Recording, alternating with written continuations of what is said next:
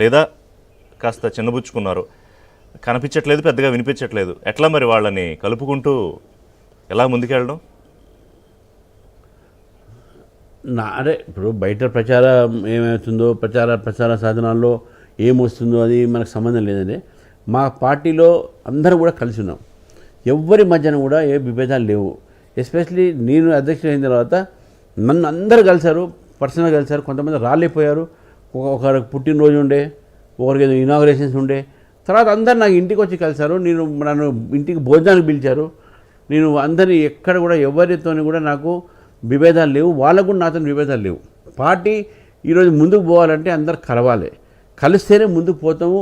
ఒక యునైటెడ్ ఫేస్గా ఉంటేనే పార్టీ ముందుకు పోతుంది. ఎవరైనా యునైటెడ్ ఫేస్ చూపెట్టట్లేదు, ఆ ప్రయత్నం చేయట్లేదంటే అది పార్టీకి దగా అవుతుంది.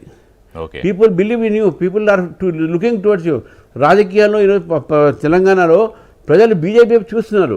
కాబట్టి బీజేపీ ఐక్యత్వాన్ని మీరు అన్నట్టు ఆ ప్రచార సాధనాల్లో ఇటువంటి ఇంప్రెషన్ రాకూడదు. అదే మా నాయకులు కూడా దాన్ని జాగ్రత్తగా దాన్ని చూసి మనం ప్రయత్నం చేయాలి. కానీ ఎటువంటి విభేదాలు మా నాయకుల మధ్య లేవు, నాతో అసలు లేదు. అంటే మీకు పెద్ద ఏమి, నాకు తెలిసి మీరు పెద్ద ఈగోలు ఏమి లేవు. మీరే ఫోన్ చేసి మాట్లాడతారు, కావాలంటే మీరే కలిసి మాట్లాడతారు కలుపుకుపోవడానికి. అంటే ఈటెల రాజేందర్ గారు కానివ్వండి, మాట్లాడాను, అరవింద్ కానివ్వండి. ఇప్పుడు మీకు మాట చెప్తాను, అరవింద్ గారు ఫాదర్ కూడా నాకు బాగా పరిచయం. ఓకే, నేను ఎన్నో వారి ఫ్యామిలీ అంటే మన డిఎస్ శ్రీనివాస్ గారు పార్టీ వేరే అయినా నాకు లీగల్ ఇష్యూస్ నాతో చాలా అడ్వైజులు తీసుకునేవారు. ఈటెల రాజేందర్ గారు వాళ్ళ బ్రదర్ అన్నయ్య మా ఇంట్లో సభ్యుడు. మా ఇంట్లో ప్రతిరోజు మా ఫాదర్కి బాగా దగ్గర ఆయన. మా ఫాదర్ పోయి మా ఇంటి దగ్గరనే ఉంటాడు. వాళ్ళ పిల్లలు వికాసు, సమ్మన్న గారు, మా ఇంట్లో వాళ్ళందరూ ప్రతి 24 hours మా ఇంట్లోనే ఉంటారు. సమ్మన్న గారు మా ఇంటికి ఉంటాడు, మా ఫాదర్ శిష్యుడు ఆయన. సో మా ఫాదర్ వరంగల్, మా తమ్ముడు దగ్గర పోతే సమ్మన్న గారు కూడా వరంగల్ షిఫ్ట్ అయ్యిండు, అంటే అటాచ్మెంటు. నేను ఈటెల రాజేందర్ గారికి ఎలక్షన్ ఇన్ఛార్జు. ఈటెల రాజేందర్ నేను ఎంపీ పోటీ చేసిన వ్యక్తిని అక్కడ నేను. కానీ నేను ఎలక్షన్ ఈటెల ఇన్ఛార్జ్ నుండి నేను గెలుపు తీసుకుపోయినటువంటి వ్యక్తి నేను. కాబట్టి మా మధ్యన ఏముంటుంది? ఇప్పుడు ఈటెల రాజేందర్ గారు నిన్న మా ఇంటికి వచ్చాడు, మా ఇంట్లో బ్రేక్ఫాస్ట్ చేశాడు. అన్నయ్య నువ్వు భోజనానికి రావాలన్నాడు నాకు.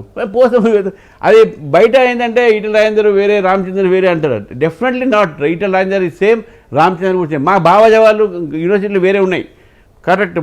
మా ఈటెల రాజేందర్ గారు అసెంబ్లీలో చెప్పారు మాట, నేను కూడా చెప్పాను అప్పుడు. ఇప్పుడు కలిసిపోయినాం. ఇప్పుడు భావజాలాలు అనేది పాలిటిక్స్లో బీజేపీ బేస్ పెరిగినప్పుడు మేము తెలంగాణ ఉద్యమంలో భావజాలాన్ని పక్కకు పెట్టి తెలంగాణ కోసం పోరాడినాం.